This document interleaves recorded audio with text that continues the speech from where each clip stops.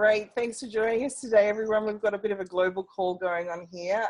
So we're talking to the future in Australia with Andrew and Christopher down on the bottom of the bright skies there in Australia, because it's actually Sunday in Australia and it's Saturday for the rest of us here.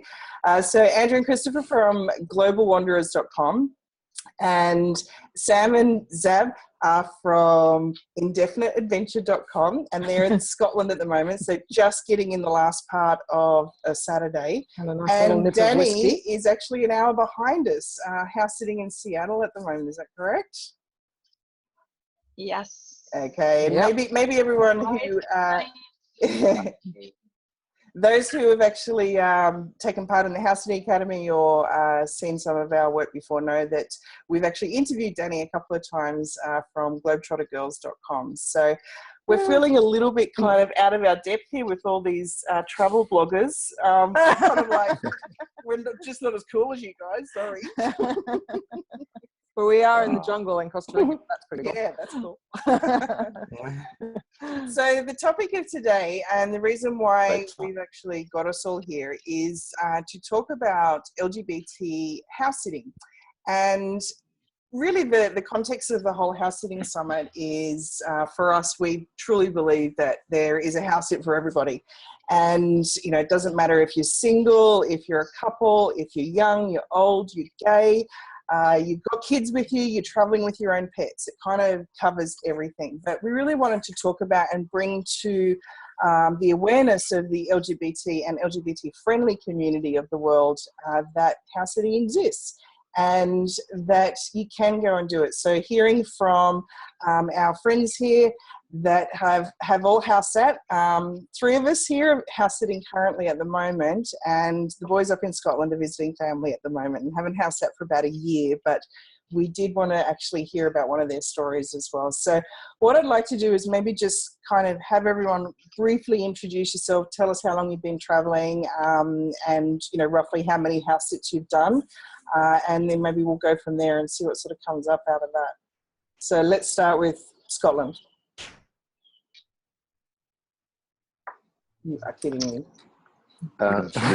You go. Okay, so we started traveling together about 3 years ago in South America. We spent most of the year in South America, and we came back to Europe and decided we didn't want to live in the UK anymore and moved to Germany. Now we live in Berlin, but we still travel quite a lot, mostly around Europe.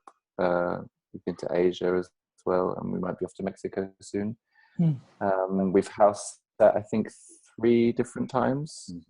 In the Netherlands, Sweden, and we've done that one in Sweden twice, and in Malaysia. Yep.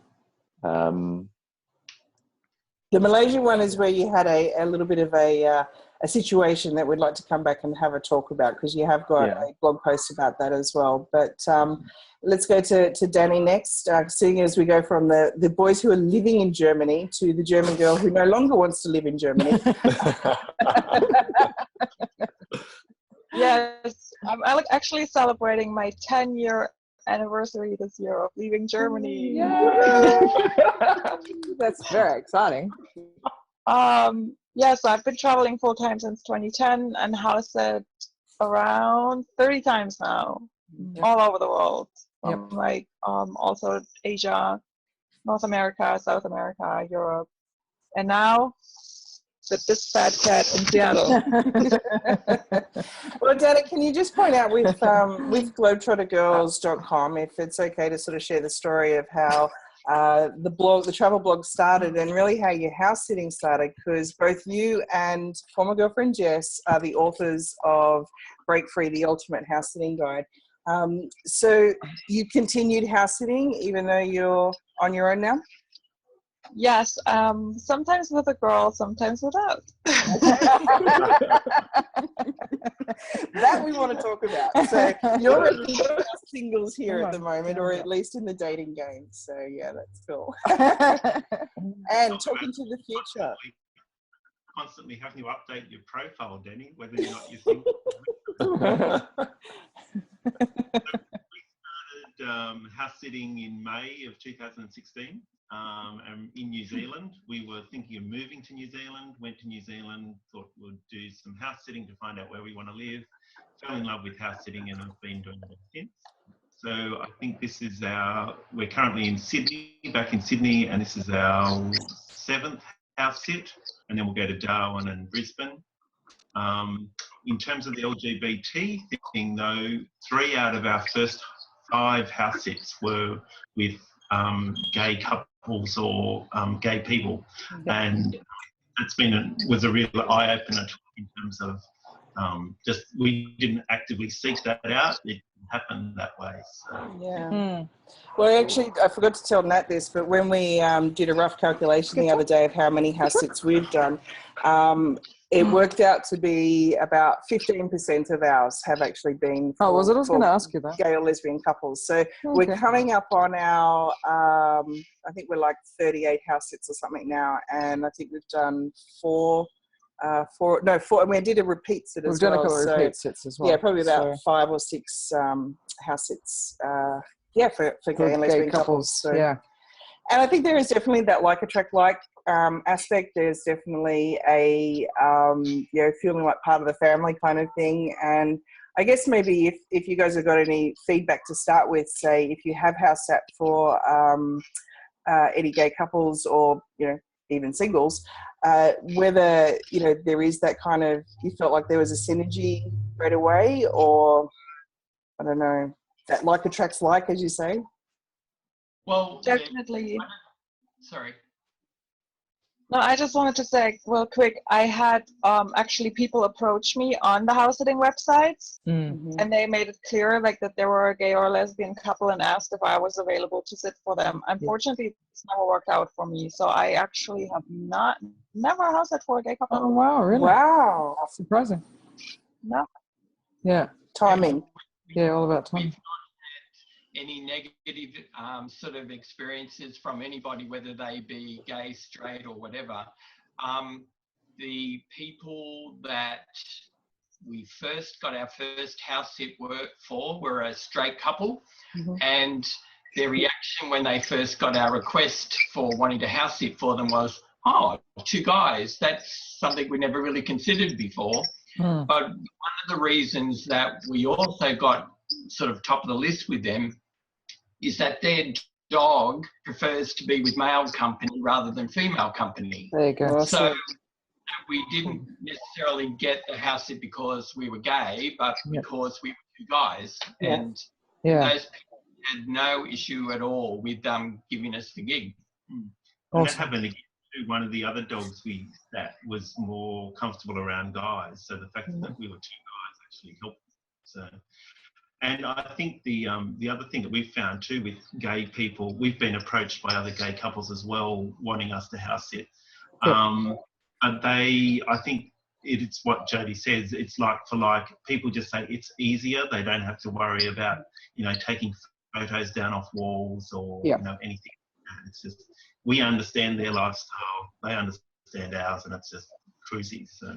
Yeah, it's just like there's a mutual respect and rapport instantly, I guess, with other gay couples and stuff. And, even down to, I don't want people going through my stuff, like another gay person is not going to do that sort of thing. Like they're not that inquisitive, whereas someone else might be.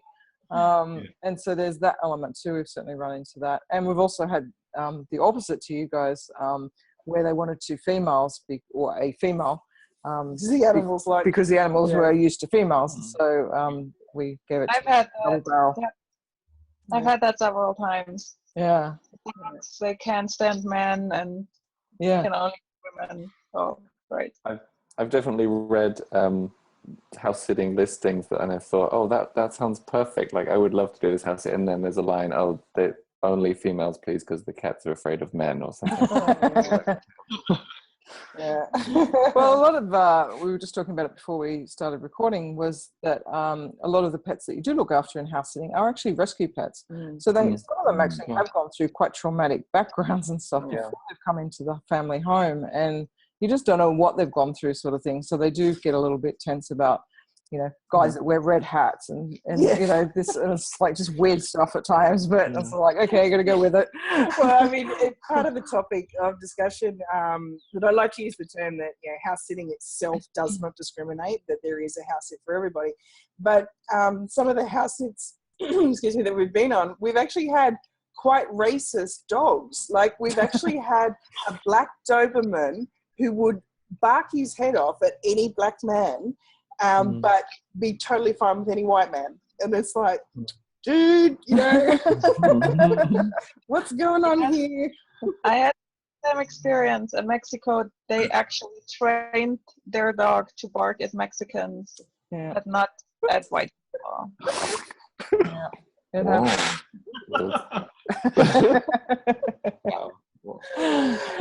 Well, I mean, I think we've sort of discussed previously that Danny, Andrew, Christopher, Nat and I have had absolutely no issues whatsoever, at least not that we're aware of. But Sam and Zara, what do you think? No, we haven't had any issues. In Barbados, our homeowner pulled me aside just before she left and said, just be aware that Barbados is a very Catholic country. In fact, they don't have suburbs, they have parishes. So that's how Catholic it actually is. And she said, just be aware of that, you know, when you're going out and about, the two of you together. And I said, yeah, that's fine. Like, we're always really respectful of, you know, where people are at in their culture and religion and all that sort of stuff, because we're in their country. So, no, PDA, I feel to respect that. Public displays of affection, I guess, in kind of many countries of the world, is not really the done thing, whether you're gay, straight, or anything. It's and we'd been living in Dubai, so we were quite aware of how that can affect people and how to behave, I suppose. And I don't feel, for me, that is I don't know what's the word, like bringing me down, or not allowing me to express myself fully, sort of thing. Like, I still feel that we're an openly gay couple as we travel around, but I'm also all about respect, and I would do that for any culture, and no matter whether it was about being gay or not gay, religion or culture or whatever sort of thing. Like, I feel like if I'm in somebody's country, I would do that. So I don't know, what's your experiences of that? Yeah, I would say just really respectful of the place that you're in, and just, yeah. Go ahead. I think the only time we really noticed a real difference in culture in French people, how sort of, for us, how men interact with each other, was in Malaysia.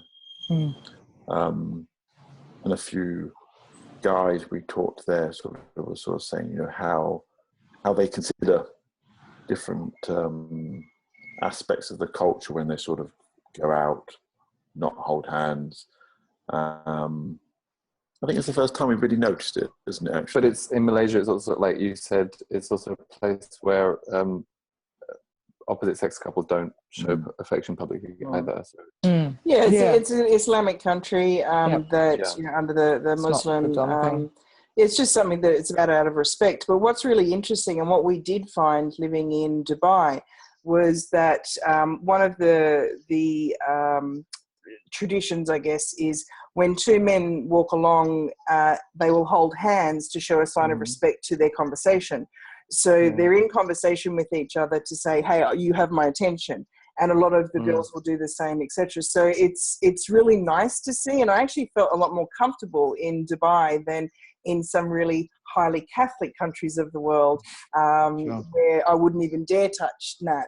So it's sort of an understanding, without trying to get into judgments of different religions. But we certainly always felt very safe in Dubai. And I don't think we've ever been in one place that we met more gay couples than in Dubai. It was a lot there. Loads and loads there, yeah. Have you've travelled there as well, Danny? No, I haven't. I'm surprised to hear that. I wouldn't have thought that. It's almost easier in some ways in those sorts of countries, because you are together. Like, if we were actually a heterosexual couple that weren't married, we actually couldn't live together. But we lived in a one-bedroom apartment. People knew that, and they were perfectly fine because there were two women, and they just don't. There's nothing in that for them. There is more trouble for unmarried heterosexual couples than there are for same-sex couples. It's really, and even with the transport, you know, it's like the girls have to sit here and the boys have to sit there. It's like, cool, okay, no worries. We found that too in Dubai and all through there. Like, it's actually easier travelling as a same-sex couple. It's easier. It is. That's what we found. we experience some in maybe some Catholic countries, like in South America, I suppose people often assume that we're friends or brothers sometimes. Because you wear the same glasses. Yeah, I think you could so. pass as brothers, definitely. Apparently, Yeah. I think that's where the similarity ends. But whatever. But I mean, in South America, we're both gringos and we have similar glasses. I don't know. Yeah. No, I remember, Danny, did we talk about it with you? But I remember somebody was saying that, or maybe I read it on one of the LGBT blogs, that doing the Camino de Santiago, there was a lesbian girl who had come across, a Bible Belt sort of area couple, and they'd been walking for days with these people, and it was like this hetero couple were kind of, wow, I'm really amazed. You're like the first lesbian we've ever met, and you're so normal. There was a guest post on my website. Yeah. And she and her girlfriend, they actually always slept in a single bed in the pensions or like the hospital along the Camino, and they didn't give a damn that people were looking at them funny, and they felt that they're like tasked to be ambassadors for the LGBT community and just showing, hey, we're normal people, we're like you. And I've had this experience a couple of times where it's just like, oh, I can't believe how normal you are, and I'm like, what do these people think I should expect? I mean, and heterosexual people are just as kinky if you are.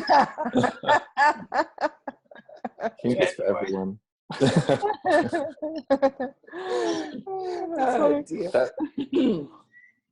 don't know what you guys think. Maybe that's more of a reaction that lesbian couples are likely to get.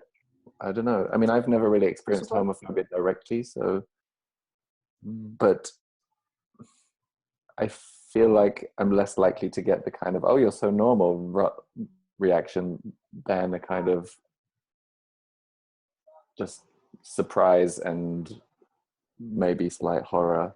Well, I mean, let's look at some generalizations. I mean, I remember talking to a gay friend of ours one time, and he was like, look, I'm a single male and I'm gay. Surely when it comes to getting house sits, all of the retired couples are going to get the house sits, not me.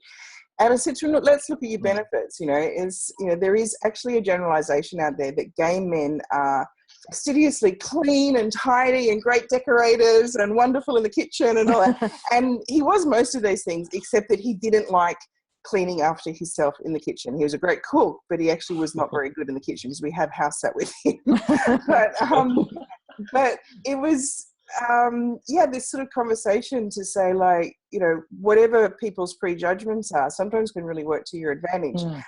One time I do remember one of our homeowners, I don't know, they were talking to a friend or something. We'd built a nice relationship with them, and their friend had said something like, oh, I didn't realize that Nat and Jody were a couple, so they're actually lesbian, are they?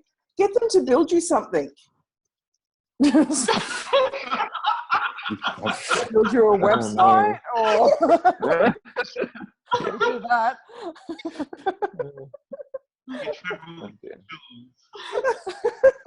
Yeah, that's it. Strap the tool belt on and away we go. Well, the same thing happened with us when we've been looking for house sits. We'll often look at the photos and we'll go, that house has to be a gay house. The guys, it's all like out of Vogue magazine. And sure enough, You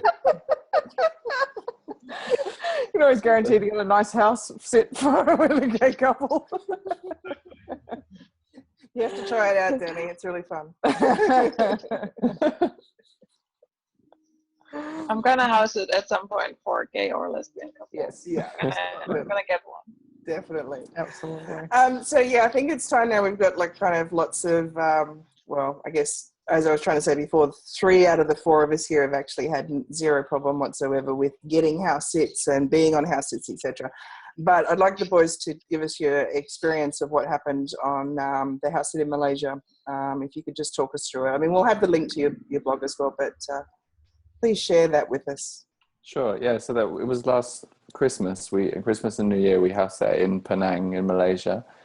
The thing is, I'm still not sure if we were victims of homophobia directly, but from what happened, it's the only thing I can kind of guess. It was for an Australian couple who were living there.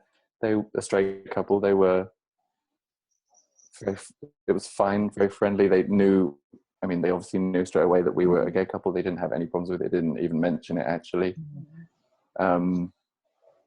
We turned up, everything was fine. We stayed for 2 weeks. We sent them pictures of the dog. We emailing back and forth. Everything went perfectly well. Followed all their instructions. And then they came back. Everything was also fine. They were very happy with us, with how it had gone. Then we even stayed an extra night after they arrived. And then a couple of weeks later, I got an email from the homeowners saying that they didn't want to leave us a review because they didn't want to leave us a negative review, and they couldn't leave us a positive one because their cleaner, who came a couple of times while we were staying there, but we never met, that she had told the homeowners that we'd done all these things, which we absolutely hadn't. She said that we'd left the dog out on the balcony while we went outside, while we went out for the day, which, I mean, this was a pug. It was 30 degrees plus in the day outside. He couldn't stay outside. That would absolutely impossible. So we obviously didn't do that. And the things like we'd used their bathroom when I'd actually, in fact, cleaned their bathroom and the cleaner hadn't. What else? It was just it was a very strange because Sam normally sort of briefs me about because he does most of the communications. He normally just says, okay, this is the circumstances, and he tells me all about it. And he showed me a blog from another couple who had house sat for this couple before, and saying that the cleaner had cooked with them and done all these things, and that she was so friendly and interesting and help, talkative. And it was also actually interesting that the homeowner said, well, if you need any shopping or you need anything, you just tell her that's what you'd like, and she'll get it. The first inkling that something wasn't quite right was she came on certain days. We knew what day she was coming because they already told us what day she was coming. She came twice a week. And she was meant to come somewhere, I don't know, like 8:30 in the morning, something like that. So I thought, well, I don't want to just, she turns up. It's the first time she's turned up. She doesn't know us. And we just sort of roll out of bed when she knocks on the door or something. I hate anything like that. So I'm already out, ready, sort of say, hello, morning. Do the tidy up before the cleaner comes, I'm fussy anyway, so I mean, they didn't really do anything anyway. I had my coffee, was waiting, and I sort of dodged. So I started doing a bit of work on my laptop while I'm waiting for her to turn up. It got to about 10 o'clock, she never turned up. I thought, oh, that's strange. So we had plans to go out. So I left her a note, I think. Yeah, you just left her a note saying, hi, who we are, we're here already, and blah, blah, blah. And we got back that afternoon. We didn't stay out long. There was no reply to the note. Note had just disappeared, but you could tell she'd sort of been doing some stuff in the apartment. So I thought, okay, first time we missed her, whatever. Come the second time, we didn't see her again at the end of the week. And I was like, it's kind of strange that we were there quite a lot of the day. And it's, well, how does she know when we're going out, or even if we went out at all that day? She seemed to know when we weren't going to be there, or that she was around and saw us leave and then went in, did her stuff, and then left. And we were there for 2 weeks and didn't see the cleaner once. And I was already suspicious by the second time. I was sort of he picks up on stuff like this. I was completely oblivious at the time. I thought, oh, this is kind of strange. That for someone who meets the people, may cook with the people, may pick up anything you want, do your washing, do all this kind of stuff. You didn't hear it. Obviously, a prejudice there is, and you were kind of like, okay, this is a bit suspicious. So when Sam got the email and he told me, I half wasn't surprised. Right. Because they were It's so just a friendly. shame. They were very friendly when they came. Yeah. They I came was back. really upset by it, actually, and it took me a while to reply to her email, and I replied trying to give evidence for the fact that we hadn't done any of these Yeah, things. well, why should you have to do that? Exactly, and it was hard. I mean, it's hard to prove, but I don't know. I felt like I needed to, maybe just for myself, just to kind of, it made me actually question: did we mistreat the dog? Like, did we abuse that? Yeah, I think the important thing is that it's probably, even just with regards to and what you've written on your blog post as well, is you don't want to accuse the cleaner, but the feeling is that this is what's happened. And, you know, I guess my advice to you is try and not let it affect you. Like, still do your house sits. There's still a lot of good ones out there. And especially if it's a third party, if you had a good relationship with the homeowner, it is a shame that you missed out on, you know, the reference and the review and all of that. But, yeah, it's just something I think makes sense. I think that the homeowners were actually completely oblivious to the fact that it might be a problem for the cleaner, and so they were not aware of it. And that when I suggested this into the email, that they either the woman I was in contact with, the homeowner, either this had never occurred to her before, and now she might start thinking about it and noticing things that the cleaner says or does, and then eventually she'll realize that I was right and that the cleaner was being prejudiced, or she just will choose to ignore me completely because she wants to trust her cleaner, because the cleaner goes into a house, and which is understandable to some extent. That's understandable. That's it. Things that she said that were very obviously weren't true. And it was, and by what she said, it was like, okay, I could see it being something about the cleaner, some issue that she had, because there were certain things that she said, you know, that we'd used their bathroom, but we had an all-suite bathroom of our own, so why the heck would we want to use their bathroom across the other side of the apartment? And look, I think I just you know, just little things that she said, you could add it up, that, you know, it's something to do with the cleaner, and never meeting her once. I'd just like to point out at this, with this story, it's like there are a lot of house sitters throughout the whole entire community of around the world that, you know, have either been on the receiving end of something that is unfair or unjust from the homeowner side. It's not just because you're a gay couple. In this situation, the cleaner is a third party. You don't want to get in between their relationship with their cleaner, because there's a lot of trust required with that. They trusted you to come into their home, and now they've got this disconnect, and they've got to maintain that relationship with her. They don't have to maintain the relationship with you. And it sort of happens, like we in some of the Facebook groups, we see all these different scenarios that show up. And I think really what it comes down to is for the individual to just go, somehow I need to let this go and move on. And what did I learn from it? And what did I learn from it? What question can I ask differently if you're going back to Malaysia or another Muslim country or another religious country?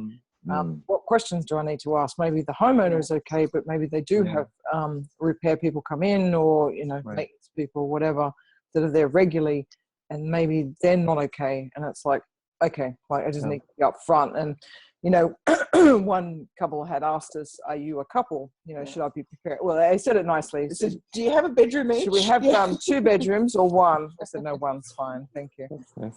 So we started putting it in our profile. It's right in the headline, so people can see it. Homeowners can know straight away that we're a couple, and they can make their decisions from there. Like, if they take us on, then they know what they're embarking on. So I think it is about being upfront and open about it. A new site that we're about to launch, based on experiences. I'm not sure whether you can see that or not. Oh, look at that! Oh, wow! Cool. Thank you for sharing this. Based on our experiences, that we've decided to set up you don't have to be gay to sign up, but it's just, you know, people that are connecting like-minded people, so that some of that can, particularly for homeowners that are perhaps a little bit wary about sort of having house sitters. Yep. It's an opportunity for them to connect with house sitters that are sympathetic or empathetic to diversity and a range of lifestyles that are out there. That's awesome. That's very cool. Well done, guys. And the reason that we've done this is we couldn't find anywhere that there was a site that could connect gay couples or... Yes, or even have a filter. You know, there's like filters for everything, but there's no filters for that. And I know that the couples who've written to me in the past and approached me personally, they wanted a lesbian or a gay host sitter because they felt more comfortable with that, and didn't really want to deal with straight couples who might, because you don't know who applies, how they really feel. Sometimes you might have a really nice house and people might still be a little homophobic, and I have a lot of couple friends where even like the guy still makes remarks sometimes, you know, and the girl is fine with it. But so I can totally this is gonna make people so happy. Yeah, it's very cool. Congratulations. Thanks for that little surprise. That was a surprise. Awesome. Very colourful. Surprise to us too. Is it up and running yet? Can people come to it now? It's the site's live, so people can sign up to be informed of when it goes live, which will hopefully be in the next couple of weeks. Well done. Very cool. cool. Help get that out there. Definitely. Thank you. Awesome. Yeah, that's very cool. We've actually, I think we could probably finish on that for now, because this is a perfect introduction to be able to actually, you know, spread the word to all of our friends and family out there and say, look, you know, there's homeowners that need us, and there's, you know, if you're interested in any type of travel and you really want to explore more of who you are in the world, particularly being out and open, then, you know, start traveling as well, and make sure you follow these guys' blogs. There's heaps of great information there. Danny, you actually have a whole LGBT focus on, like, category on your blog, don't you? Yes. Great. Yeah, you'll see it when it's like one of the tabs on top. Yes. Yeah, very that's cool. Awesome. And yeah, this site that's really great news, because I think the whole, like, when we first sort of started doing our kind of sharing the word, spreading the word, it was like house sitting was this one big niche, and now all these sub niches are coming in, and it's really awesome that we can connect with the like minds around the world. Yeah. So awesome. Thank you so much for being here, everyone, and thank you. look forward to seeing you in the Rainbow House Sitter site now. Yeah. See you around there. Cool. Special opening offers for key people. We're there. Fantastic. Awesome. Thank you so much. And I hope everyone watching this has got something out of it, and you can feel safe to travel, and you can definitely feel safe to house sit. So get amongst it, because it's absolutely awesome. Yeah. Cool. Thanks, guys. Bye-bye. Thank you all. Bye.